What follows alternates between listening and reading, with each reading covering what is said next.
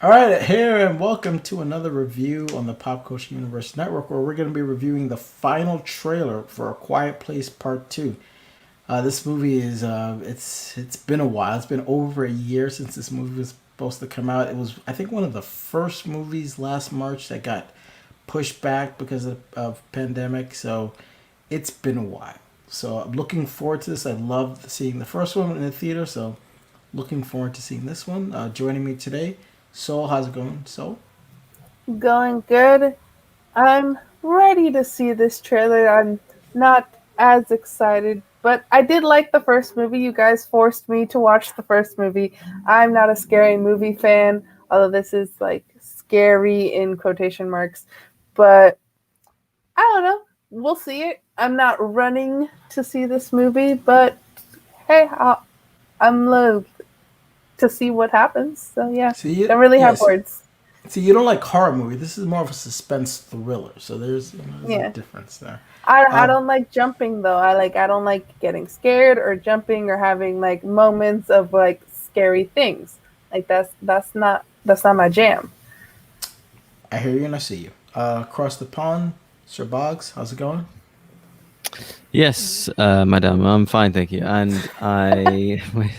yeah, no, I really like the first one. I wasn't going to watch it at first, but I remember a lot of really positive reviews when it came out, and people calling it the best movie of the year or putting it really high on their list. So I was kind of forced to watch it. I felt like in a good way, and yeah, I really liked it. Really suspenseful, um, like you said, a thriller slash horror. Um, yeah, some great scenes. Love Emily Blunt. Um, I thought the creatures were great as well, and the whole lore that they build around that world, that universe, is so interesting. Like, what are the other kind of cities like, or certain kind of situations, or other families, or what's going on, and yeah, so definitely fascinating world that they've built there, and yeah, like where they're going to take this story is super interesting. So yeah, let's see what they do. It's got really good potential, and yeah, I don't feel it's almost like they can't miss. It's that interesting of a story. That yeah, I'm feeling positive about this. Yeah, me too. This is one of the better like gimmick films that I've ever seen. And what I mean by gimmick is like, yes, well, they can't talk, so it's really quiet. So, Mm. it really worked. It built the tension was just like done so beautifully. So, I'm really looking forward to this. Let's just see what the final trailer has in store and go from there.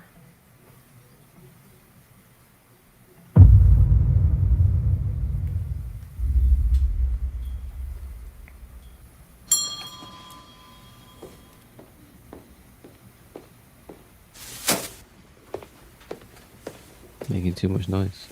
I believe this is a flashback. Mhm. I will say the sound design of these movies Mm. is great. What happened? Yes. A bomb, I think.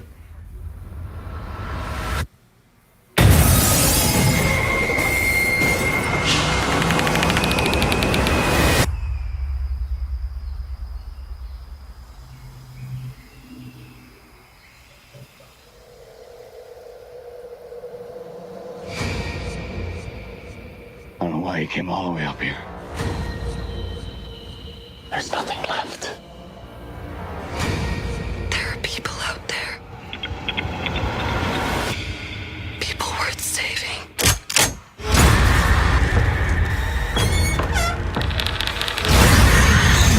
Most people had finally given up hope. Young men.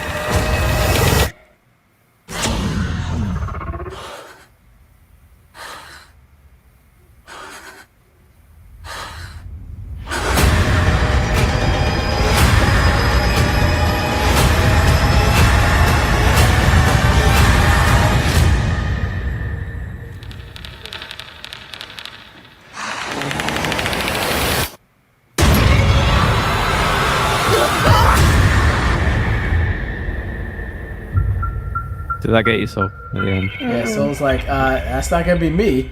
May 28th, so that's when this is coming out. So right around the corner. So Sola's nodding her head no, so she's like, I don't know. Uh, It looks cool. It looks really cool. It looks like a great sequel, prequel to what happened before. But the trailer's doing what the trailer's supposed to be doing and is playing on those horror movie tropes. I don't like horror movies, and so therefore it doesn't work for me. I'm just like, yeah, this makes me not want to see it, which I think it's probably going to be less scary, just like the first one. But I'm just like, yeah, no, I'm not going to enjoy this experience. When I see the trailer, because I don't like to be scared. I'm a scaredy cat. There's nothing wrong with being scared. Okay, just know that the movie's not real and it can't really hurt you. But it's good to see them doing flashbacks because obviously, once the first movie, the aliens are already there and everything's established. So it's nice to see how we got to that point, or we're at least going to see elements of how we got there. So the only thing that's concerning me is it seemed like there's a lot more talking in the non-flashback parts, which I'm not necessarily. I don't know if I'm going to be a fan of that because I like, again, the tension building of those, like every little squeaky noise was just like, no, we can't do that. So I'm hoping that, like, I don't mind that in the flashback because obviously that's fine, but when we're in real time or whatever current time, I'm not sure if how I'm gonna feel about that, but I'm sure it's like some quiet sanctuary area where the aliens haven't got to yet or whatever. I hope they explain it well, why they're able to just talk freely, but I don't know. We'll see. Bogz, your thoughts? Yeah, I thought it looked really good, to be honest. It looks very action heavy, this one. With, yeah, again, love that flashback, like you said, like because you're thinking that the whole way through the movie. How has this happened? Like, how have they got to this situation? Why are they so desperate? And where's everyone else? And where's the government? And where's the army or whatever? So you might get a bit of that in this one. And the cast seems bigger as well with Cillian Murphy and Jimon Honsu there as well. See what they've got. Yeah, interesting that they're talking with other people. Presuming they're not flashbacks. I mean, it looks like they're not, but yeah, some of them might be. And yeah, just seeing where they're going to go, what they're going to do. And I find it interesting where they're saying that one of the characters mentioned that, there's nothing left. And Emily Blunt's character says, there's people left. They're worth saving. And you feel like from there, it's just like a character development thing from the first movie where, they're now saving others because, she's gone through a lot herself as a character. So interesting journey there for her. But yeah, it seems really gripping. And I don't know whether I like it more that it's action heavy or not, because I did love the first one just being such a contained story in a cabin, but it's a bit of a contradiction because I want to see the wider kind of world that they're in as well. So we're going to see what the bigger implications is around towns and stuff. So yeah, it looks super interesting. And I'm in my two minds whether to watch it at home or in a theater, because I'm not the biggest horror guy, so in the theater I might be a bit of a scaredy cat, so I might have to save it for a home watch. Who knows? I mean, I was always like, once I heard that they were making a second one, I was wondering like if it might have been a better idea to focus on a different family and then have Emily Blunt's character kind of run into them. But obviously, the first movie did so well, and how is he not gonna have his wife be in the movie? Like, how's that gonna work? So I can understand why they're still sticking with their characters. So I get it, but it'd be more interesting to see it focus on another family. Because I'm with Bogz. I want to see the world expand a little bit more.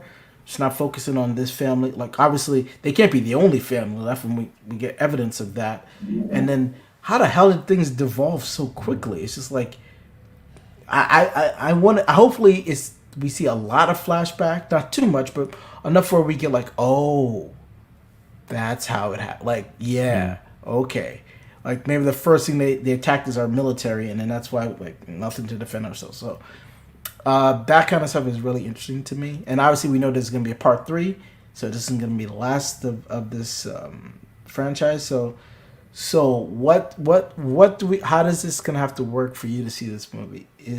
I'm gonna see it. Probably gonna watch it at home, like I watched the first one, and I'm positive that I'm gonna like this movie because I liked the first one a lot. It's just, again, the trailer, I would say the trailer did its job, and it's a good trailer, and it's very intriguing. It's gonna play really well for anyone who is a horror fan or is into all those things.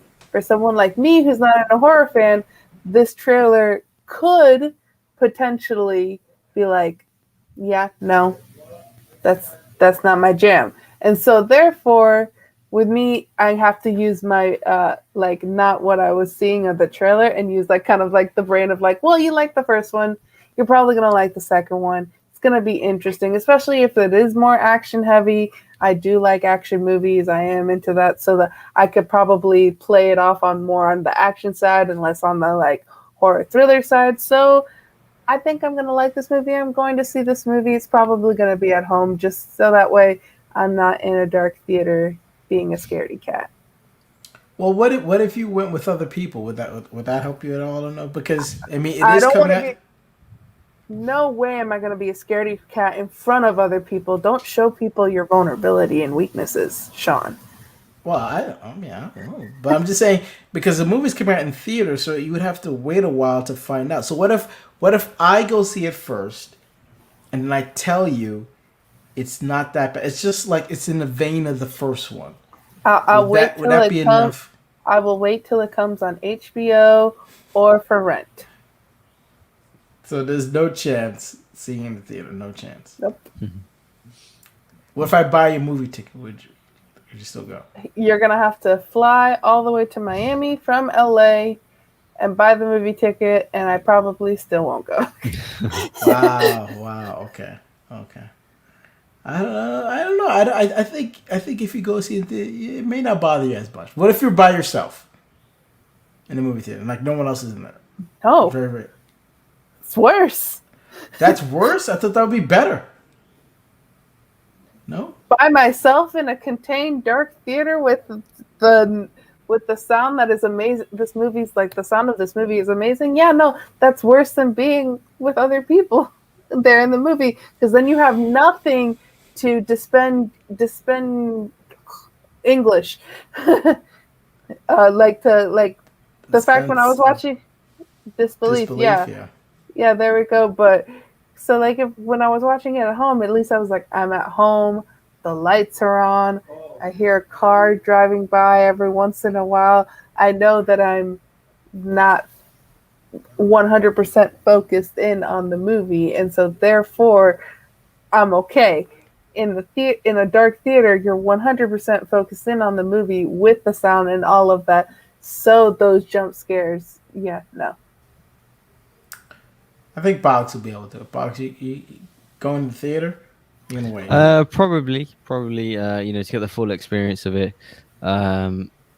Yeah, I don't mind a few jumps, but it is. I'm a bit like Saul. Like, being made to jump next to people in the theater is definitely not a thing that I look forward to.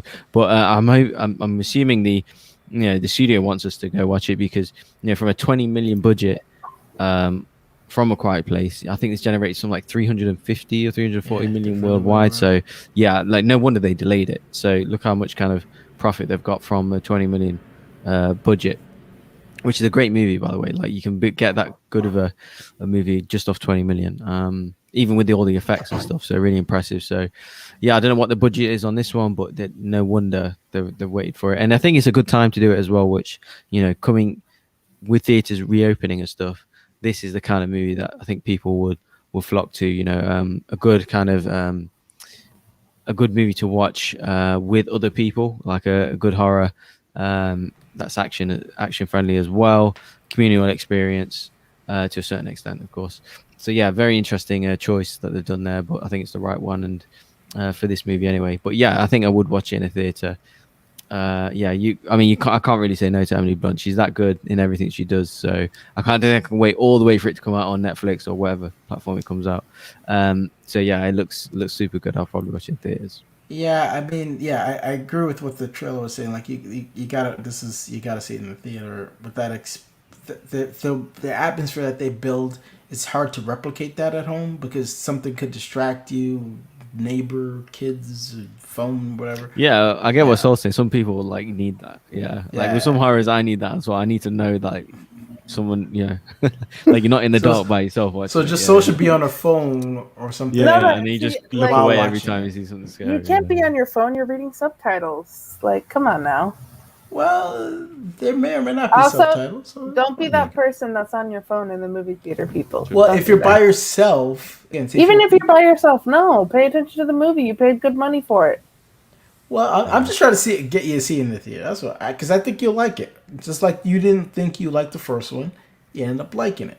So I'm thinking you're probably gonna end up liking this one. That's just my opinion. I already said I'm going to like this one. I'm just gonna watch it at home. Underneath the covers, like no, I didn't don't watch go the in first, there. I didn't watch the first one underneath the covers, so I'm not gonna watch the second one underneath the covers. Sean. Okay, all right, fine, fair enough. But lights definitely on 100%. during the daytime, or would you watch it at night?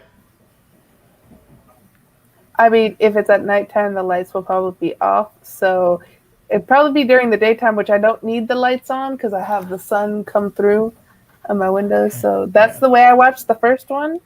Probably going to be exactly how I watched the second one. Yeah, makes sense. All right, well, Bogz, I tried. She won't be able to do it, so it's fine. I'm It a is what it stubborn is. person. It's okay. That's fine. But at least you're going to try to give it a try at some point.